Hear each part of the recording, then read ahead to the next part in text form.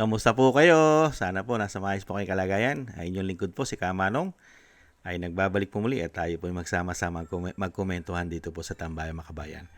Mag-umpisa na po tayo. Komentuhan po natin ito pong kumakalat sa social media. Ito pong pahayag ng isa pong congressman, si Representative Janet Garin, mga kababayan. Dahil ayon po dito sa kanya at kumakalat po sa social media, ay ipinagtanggol niya po yung mga tumutulo po ang laway. Mga kababayan, yung tumutulo po ang laway dahil po sa dami yata na natanggap na maleta. Kaya naglalaway. Nauulol na yata. Hindi kaya? Ito po mga kababayan, basahin po natin ang kumakalat po sa social media. Yan po mga kababayan, si Janet Garim at si Luistro. Yung sinasabi po mga maleta gangs daw po. Garin, si Garin, umapila na kung maari huwag namang pagtawanan ang namuong laway. Namuong laway sa gilid ng bibig ni Jerbil Luistro.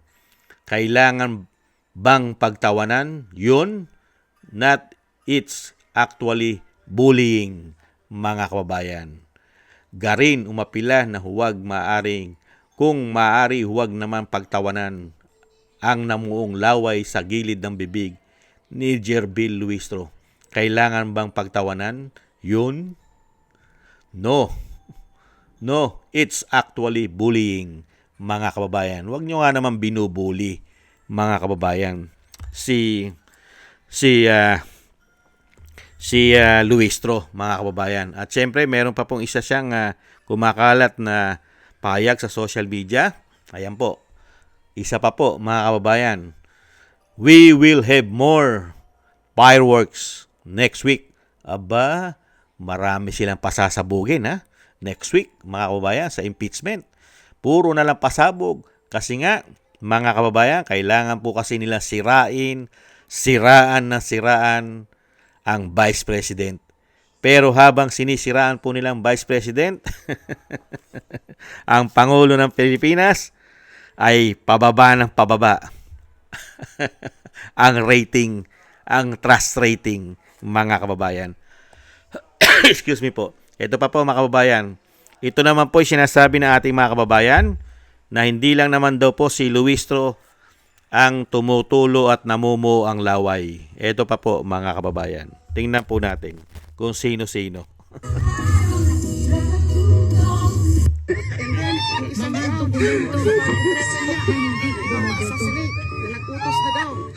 Mga records na walang partido, mga katotohanan na walang kulay pangpolitika.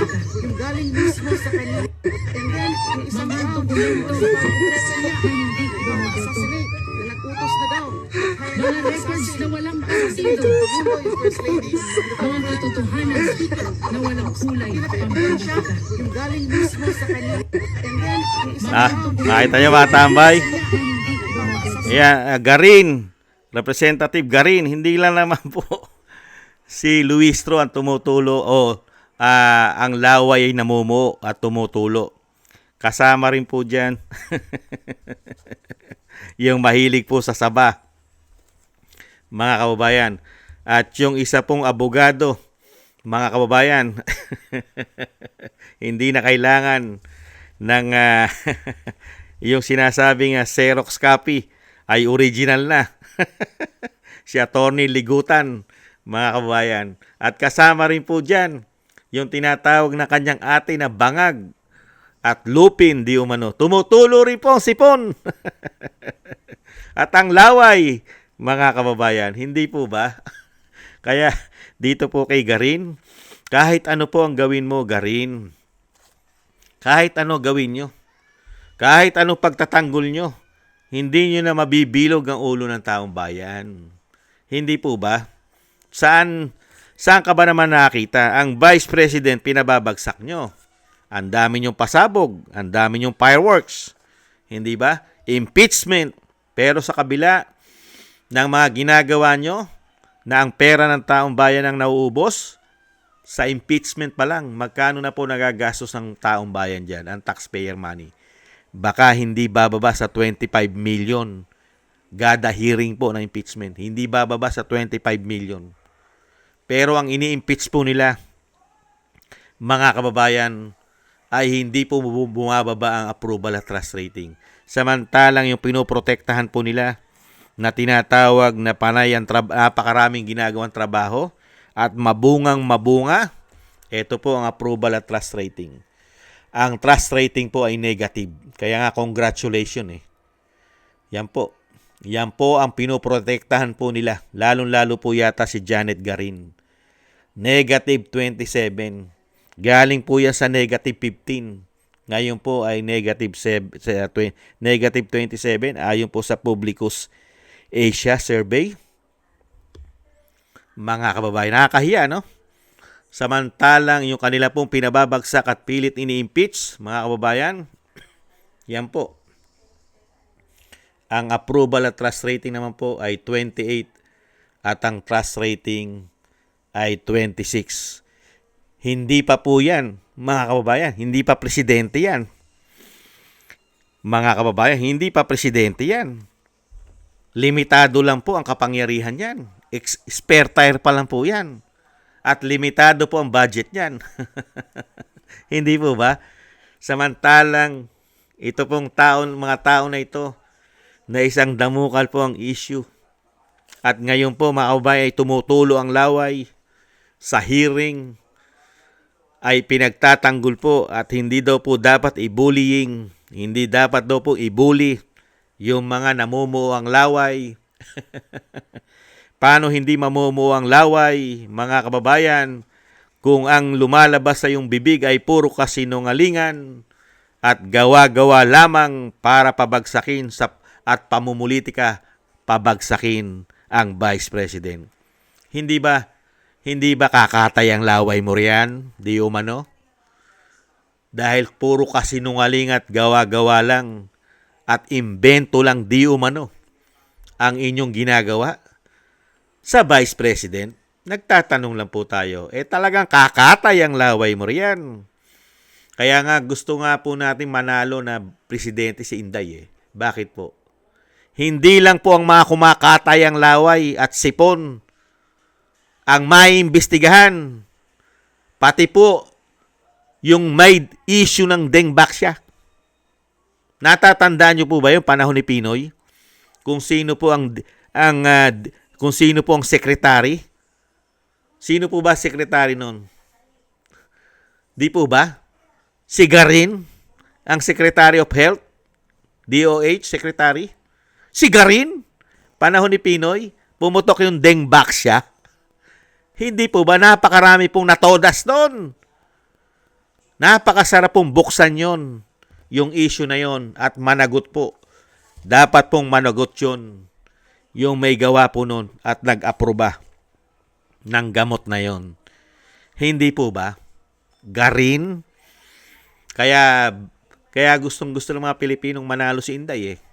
Dahil hindi lang po ang tumutulo ang sipon, tumutulo ang laway, namumuo ang laway na dapat imbestigahan sa malawakang issue ng korupsyon at may maleta pa.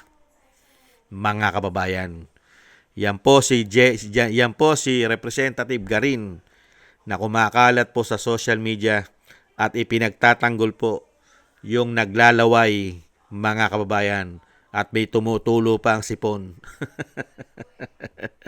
Ganon po talaga, mga kababayan. Sino pa ba magkakampihan? Hindi po ba? Sino po ba magkakampihan? Lalo-lalo po sa malawak ang korupsyon na pilit pong pinagtatakpan. Kaya makikita mo kung sino yung mga tunay na magnanakaw eh. Bakit po? Nagkakampihan eh. Hindi kaya, mga kababayan? Yan po si Janet Garin, mga kababayan. Ang napakalinis pong politiko at napakalinis na congressman ni Janet Garin. Wala pong bahid anomalya. Walang Dengbaksya. Walang maleta. Walang insertion. Walang allocables. Napakatino, napakalinis. Kaya nga po, sana dumating na ang tamang panahon at ipagkaloob na po ang Agila ng Mindanao para po tuloy-tuloy na po ang kalinisan ni Janet Garin, mga kababayan. Excuse me po. Maraming salamat po mga kababayan sa nagusto po natin tambayan mga kababayan sa YouTube at TikTok at ganoon din po sa ating mga subscribers. At sa mga nagko-comment, like, share, and subscribe at patuloy po nagsusubscribe, shoutout po sa inyo lahat. Mabuhay po kayo. Thank you po. At thank you rin po sa mga nagbibigay po ng tulong at biyaya. Shoutout po kay Eric Hersho from Canada. Kay Jem Aris from United Arab Emirates, Baby Roman at Ate Isa from Cagayan. Kay Ani Jo, ako si Pilam. Kay Mary Natividad Blinden from Netherlands. Kay Gay at Chena. Tatay Nick from Toronto, Canada. Kay Jesus Valdipena, Rolando Guerrero, Mila Yi, Felipe Shapno from Texas, USA. Ma'am LB Sermani from North Miami, Florida, USA. Mika Ligaspi, Frank Zamora from California, USA. Romulo de Binagracia from Bacolod City. Maraming salamat po mga kabayan. Ingat-ingat po kayo. At lalong-lalo po sa inyo po mapagawa. At shoutout po sa inyo lahat. God bless po sa inyo lahat. Muli po, paalam. Bye-bye.